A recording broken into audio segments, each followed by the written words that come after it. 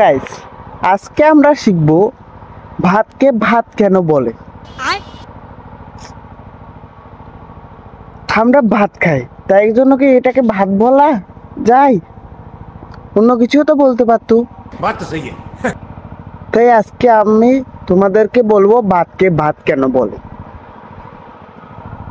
তার কারণ হলো আমরা ভাত খেয়ে পেটে তৃষ্ণা মিটাই, তাই ভাতকে ভাত বলে। আর কি বলতো, ভাতকে তো ভাতে বলবে।